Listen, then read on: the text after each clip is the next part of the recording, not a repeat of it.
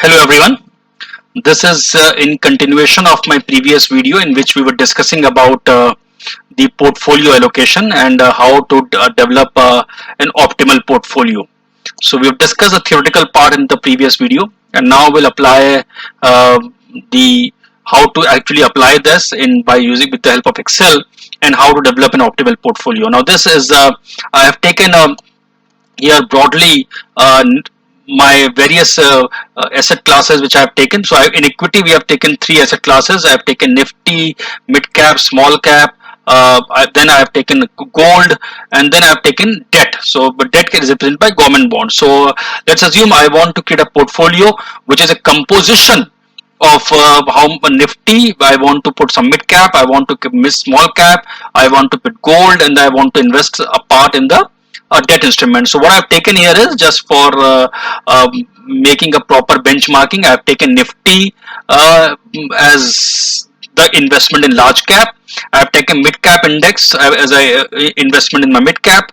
Small cap index as investment in the small cap. These are gold rates per 10 gram, and this is the index of government bonds. So now somebody asked that how much amount of money should I invest in Nifty, in large cap, how much should I invest in mid cap, small cap, and gold to make an optimal portfolio. Now, quite obvious, this optimal portfolio which will create will based upon the current economic scene and what is the performance in the last few years of these asset classes, and based upon that we will create it. Will that remain constant? Will it remain one should keep that same ratio? No, it is not. It will keep on changing. So that's the reason why the portfolio ratio cannot be constant. It is a dynamic thing, and it has to be kept on changing. So here what I've taken here is I've taken the performance of these asset classes, monthly performance of these asset classes from last 5 years. So this is from 1st September 2014 to the 1st September 2020. So it's roughly now 6 years performance has been there. So this is the journey of Nifty from 7,900 to 11,153. Similarly, mid cap from 11,418 has jumped to 16,765, and similarly small cap from 10,000 to the level of 14,000. But obviously there must be fluctuations, high, low. There's a gold rates and this is a government bond. So this and now based upon these six monthly performance of last 6 years, I will develop a portfolio.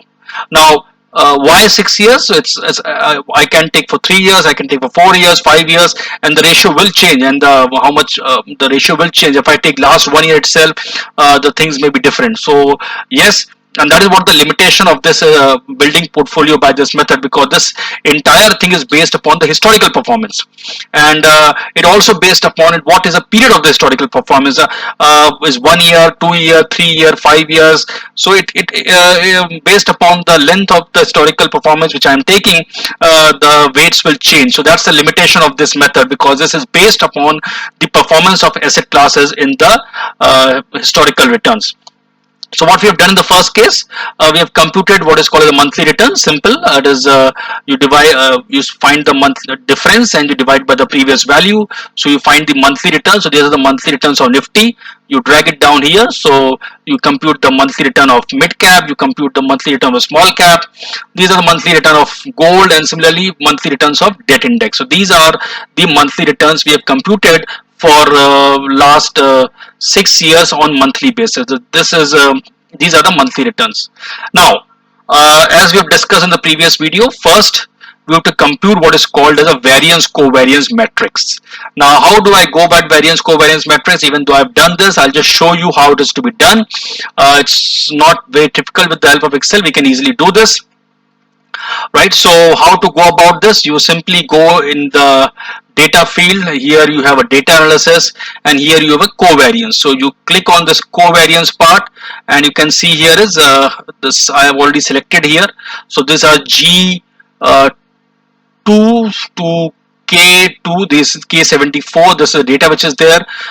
Labels are the first row, so I have taken the labels also, and I'm taking the output in this in the sheet itself. So if I fill this data which is there, and I will get you can see here is this is the variance covariance matrix. So the diagonal part represent what is called as a variance, and the other element, so mid cap and nifty, this is a covariance. So now we want to fill this matrix. So how to fill this matrix is simple.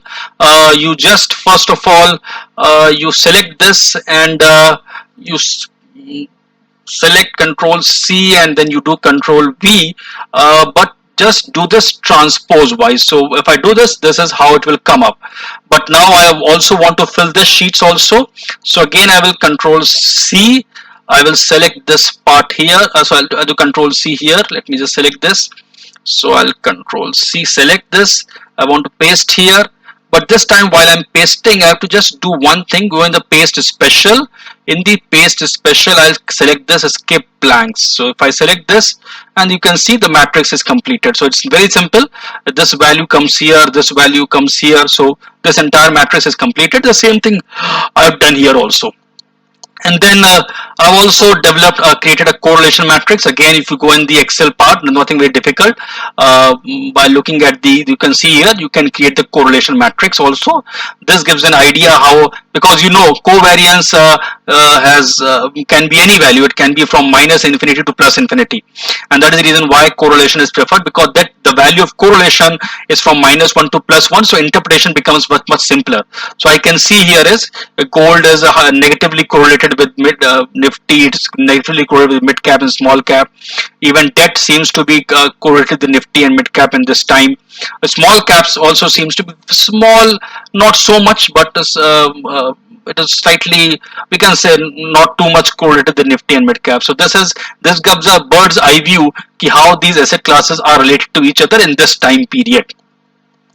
Now let's now go further. What we have to do is we have to multiply with the respective weights. So this is here, what I've computed here is the average return of the various stocks. So Nifty's averages, so simple.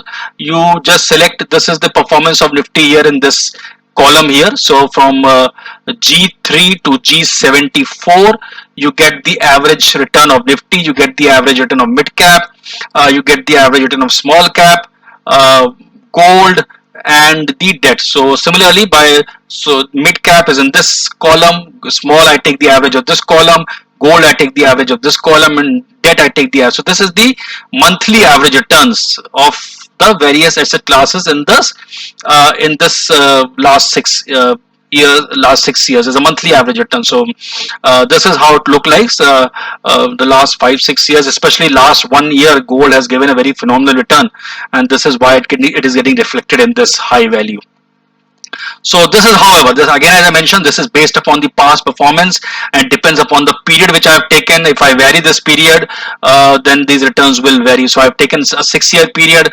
If I've taken a 3-year period, 2-year period, and a different 2 years period, these will change. So that's the reason why the limitation of this kind of strategy is it's based upon the past performance, and what past you are taking it, the returns may vary. Now then you want to give a weight. So now the only thing which I have to see here, I can, at the start, I'll get the random weight. So let me start giving random weights. So initially I'm giving, let's say I'm giving each weight as 0.2. I'm just giving random weights. Only thing I have to ensure that the sum of the weights has to be 1, because you can't have more than 100% investment money. So this is a random thing, and you have to ensure that this is also a weight part here, and this is a weight. So both these things, so whatever weight you're taking it here, the same weight is taken here. So I've linked this cell with this cell. So whatever value you put here, the same value put here. The whatever value you're putting it here, the same value will come here. So the value of these cell is linked with this. So it's the same weight value. So this also represents the weight part. Now the remaining part is quite simple. So as we have seen in the previous thing, what we have to do, we have to multiply the weights. So we have seen that in the previous discussion, that how we compute the variance of the portfolio, and we have seen that how we compute the variance of portfolio. The variance is given by W, so W1 square into sigma 1 square. So this represents the C part. So this is same thing here. So multiply 0.2 to 0.2 becomes W1 square, and this is sigma 1 square. So as I mentioned, this column is your variance. So this represents W1 square, W2 square into sigma 2 square and so on. So here you have 5 asset classes, so I'll run till 5, so W5 square into sigma 5 square. So this diagonal thing comes here. Then you start multiplying with the covariance. So you multiply what? You multiply W1 W2 into covariance of 1 and 2. So what is done here in this part here? You multiply 0.2 Nifty's weight with the covariance of Nifty and mid cap and the mid cap weight. So you multiply these weights. So you Nifty, this is Nifty and mid cap, right? So Nifty's weight, here is the mid cap weight. So W1, W2 covariance of Nifty and mid cap. So W1, this is Nifty, then W3, this is small cap, W1 into W3 into covariance of this. So how will I go about this? And then, so how it has been done here, it's very simple. So with simple, this is a variance covariance matrix already been computed. So if you look at this here, this is very simple to understand. It is simple. If you look at here, I have applied what is called as let me just stop here. So if you look at this here, I have applied what is called as a sum product formula. So this is W1 into W2 into this. So you first of all W1 into this, W2 in this into this, and the whole has been multiplied by this part here. So this gives you the entire summation of Nifty. Then this is mid cap. Then this is, so this is for Nifty. You can see here is, so you multiply the respective weights which is given in column O with the respective values in Q, and then whatever the sum is, you multiply this by this weight. Same thing done here. So you do for mid cap. So you get this sum, and you sum all these things. You get the and you take the square root here. You get the SD of a portfolio. So you sum here. So your portfolio mean, you take the sum product of these two columns. You get the portfolio mean. You find the sum of all these columns here. So let me just highlight this once again. You find the sum. You find the sum of all these rows, these here values here. You find the sum of these values. So this is the variance of portfolio. This is what we've done here, and you take the square root of this. You get what is called as so you get the SD of a portfolio. You got a mean portfolio, you got SD of a portfolio, and then what we want to compute the Sharpe ratio, which is nothing. You divide mean by the SD. So this is what you got the Sharpe ratio. Now what is our objective? Our objective is simple. I want to maximize this value. I want to maximize this value, and I want to, by changing these values. So what will you do here? We go again in our solver function. So we apply the solver function. If you read here. So let me just, what is the cell here is, I want to maximize this cell. So this is the maximization I want to apply, and I want to change what? I can change these values. I can change from O26 to O30. I can change this value. So look at here, the changing value. And the constraints which I can put, for example, let me remove this for the time being. The constraint which I am putting it here, that all these investments must be positive. So all these values O26 to O30 must be positive. So greater than 0. And the sum of this must be equal to 1. So this is the conditions which I am putting it. And then let me run this solver now under these conditions. And you get the values. You can see the SD has fallen down, portfolio mean is gone. This is the maximum Sharpe ratio, and this is what the, based upon my performance, this is what I am getting it here. That at this performance, that it is suggesting that you invest 75% of the money in debt, 14% here in gold, and here about 10.7-11% money in the equities market. This is what it is suggesting to me. Now, let's assume now how the various products are designed. So let's assume it's an equity product. I have to keep this as an equity product. Now, if you want to keep this an equity product, you would like that the equity exposure should not be less than 65%. Because if I look at Indian context, if it is a multi-asset fund, so how you create multi-asset fund? Multi-asset fund is a combination of equity, gold, and debt primarily. But if I want to keep the nature of multi-asset fund as an equity fund, then I will say no, whatever the case may be, even though the optimal portfolio looks like this, but I want to keep the nature of my multi-asset fund such that it remains equity. So as per from the income tax perspective in India, you called a fund an equity fund if the exposure in equity is 65%. So maybe I want to put one more condition. Now I want to pay no, that I want to have a nature of only as an equity. So what will I do? I find the sum of equity, which in this case here, and I impose one more conditions. Can I know I want equity exposure to be more than 65%. So I add one more condition which is there. That condition is that this cell should be more than 65%, the sum of this cell. So the equity exposure has to be more than 65%, which means the sum of Nifty, mid cap, and small cap has to be more than 65%, and that portfolio will then become actually technically an equity portfolio. So let me put this here. So I have added one more condition here, and now I will solve this, and this will give me the solution. So it's saying you that invest 39% in Nifty, 24% in small cap, or maybe it's 1% in mid cap, 23% gold, and 12% in debt. So this is what is the best Sharpe ratio which you can get under these conditions. So now the equity exposure is now 65%, and it is the total the portfolio which has been created actually is technically will become equity portfolio and having exposure of debt and gold. So this is how you create an optimal portfolio where you take both risk and return into consideration, and by maximizing what is technically called this ratio, which is technically is called as the ratio which is called which we discussed in the previous part.